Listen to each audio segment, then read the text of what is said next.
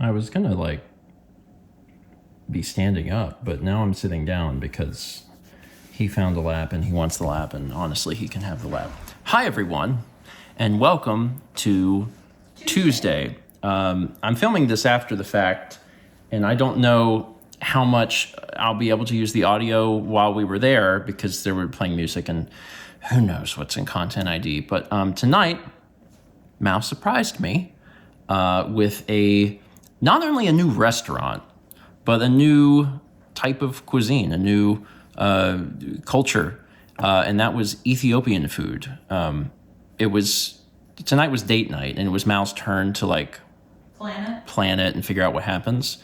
So, when we got in the car, I just put in the address and I didn't know where I was going. And when we arrived, it was an Ethiopian place. And I'm like, this is very cool because I've never had this type of food. And I honestly didn't even know really what to expect. I vaguely understood, there would be meat because I've remembered seeing some menus for an Ethiopian place at some point. But that was it. I didn't know anything else. So it was very good. I did look up beforehand. Yes. Because I know there are some dishes in different countries in Africa that do use a lot of peanuts. Yeah. And that was a concern I had. And I was like, but I really want to try this. And from what I could tell, most Ethiopian dishes do not have peanuts. So when we got there, we were actually the only people in the restaurant. Eventually other people came in, but they had a specialty drink menu, and they had wine and beer and stuff, but they also had a coffee, which was I think they called it a hot spiced iced coffee. So I got one of those. I don't think I got footage of that, but it was good. It tasted like Christmas. It wasn't particularly sweet or overly sweet, but it tasted like Christmas. I had a sip of it, and there was definitely cloves and cinnamon in it. That sort of spice. Yeah, it was good. I don't normally do that sort of thing. Normally if I go to a restaurant like that, I'll just be bother, and that's it. But I was like, okay, I want to try something. And then we got an appetizer, and sambusa. I want to say that's the one thing about this. As we show things, I may either not know what things are called or get things wrong. And if any Ethiopian viewers or people that are familiar with Ethiopian cuisine have the knowledge, feel free to leave comments and, educate us and others, because that would be very, very helpful. Because this was our first time, and I also may mispronounce things. So we had that, and that was basically a what do you call it? Samosa? Like an Indian samosa? Sure. I was going to go with a different example, but now I can't think of what I'm trying to say. Yeah, it was a flaky. It was flaky. Flaky, deep fried, like an egg roll, but a triangle. That's what I'm trying to think of. I'm trying to think of egg roll. And the filling was lentils. Yes. It was very good. Yeah, it was a vegetarian one, so they probably come with. There's probably other versions and takes on that, but this one was vegetarian, so it had lentils. And then when Mal and I were trying to decide what to order, we were looking through the menu, and there was a meat platter which contained 3 different meats, and there was a vegetable platter that contained all sorts of 6 different vegetable things. And I was like, let's get this, and then me and you can try everything, which was great. The problem is I don't even really remember what any of the things were, because chicken. Yes. The other one tasted like chicken. Yes. One of them had a chicken thigh in it, or a drumstick or something. And one of them was beef. Mal's vegetables, one was collard greens. There was lentils and some other things. But on the menu, it listed some of the stuff, but some of it were words I had never seen before, right? It was unique foods that were on the platter that listing it on the menu didn't help me, because I was I don't know what that is. But we tried everything, and it was good. It was all very good. Spicy. Yeah. Was the sauce for the appetizer, whatever that was. You could see some chili flakes on that. Yeah. It was a sweet chili sauce. Yeah, and then on mine, from my view, so it was opposite the camera, the second from last dark red one, that one was spicy. Yeah. And Everything was delicious. The other thing, which was probably maybe the most interesting part for me, because like I don't know anything about Ethiopia or Ethiopian food, and like I didn't know that this was going to be a thing, is that traditionally you actually eat with your hands, and there's this spongy bread that is flatbread that is served with the meal. Or injera? I think it's injera. I think it's injera.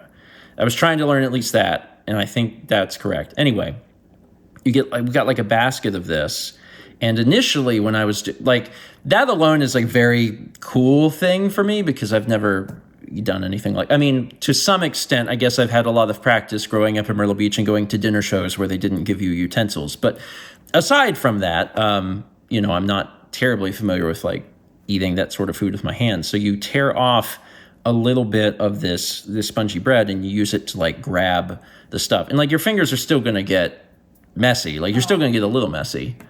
I didn't. You didn't get messy? Not really. Really? Mm-hmm. How did you manage that? Like you set the little piece of like bread down on top and then you like pinch up and pick the bread up with the stuff underneath and then you put it in your mouth. But like the bread still has like holes in it. Did you not? On the one side. Okay, well, Mao is daintier than I am, I suppose. But yeah, I still got my hands a little messy. But it was, I hate to be like, it was fun, but it was fun because it's different. And when we started, I was using too much bread. And then as time went on, I was like, wait, I need like a little less bread than this. So I started to adapt. And I don't know, man, everything was really, really good. My favorite thing was the one next to the spicy. It was kind of green on my plate, the lighter green. Yeah. And I asked what that was because when it came out, she didn't like tell me what they all were. And I was like, well, I have the menu, but I don't know which one's which. Yeah. Because there was a few lentil dishes. And I asked her, and she told me which one it was. So next time I'm going to get just that. That was really good. Yeah. It was neat. I've never had that cuisine before. It's been one of the fun things about living in Raleigh and living in a slightly bigger city is we have more options. I know a few weeks ago, when it was my turn for date night, I picked that Laotian place. Mm-hmm. We had never had Laotian food. So we're kind of keeping in this theme a little bit of like, what are some foods that we've never had before? I know there's a Nepal restaurant. Oh, yeah? Kind of near where we were today.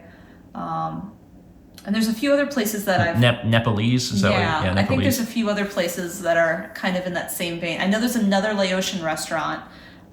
There's a Lebanese place. Yeah. I don't know. There's some other stuff that we might try. So, I don't know. It's just...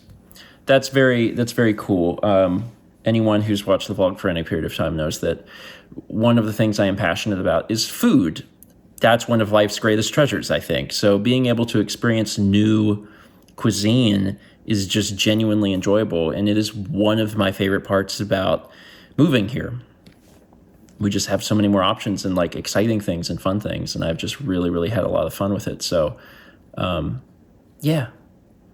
We ate Ethiopian food and it was awesome. There was not one bad part either. Like everything I tasted, I was like, this is good.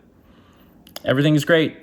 I didn't know like really what we were getting into when we walked in there. I didn't know anything about the cuisine really. And you didn't know where we were eating until we pulled in. I didn't know where we were eating until we got there. So yeah. Anyway, if you've had Ethiopian food, or especially if you are like familiar enough to be like, hey, I paused the video and from left to right, this is what you ate.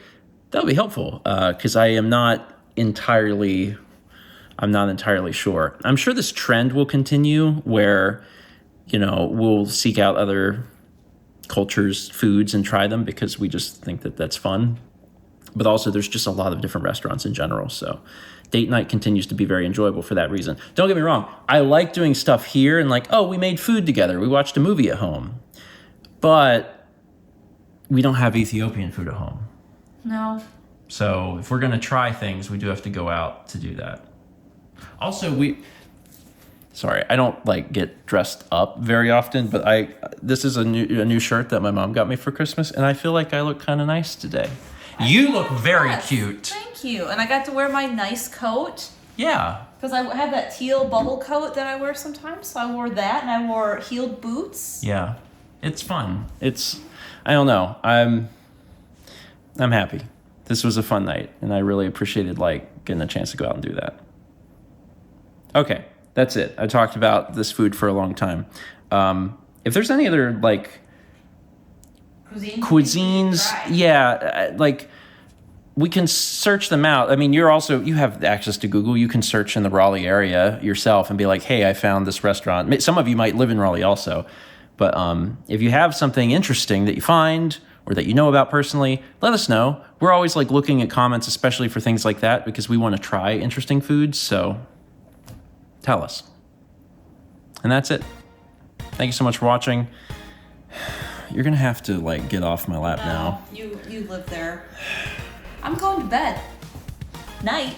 Yeah, it's time for bed, so you're going to have to get off my lap. Nope, you're stuck.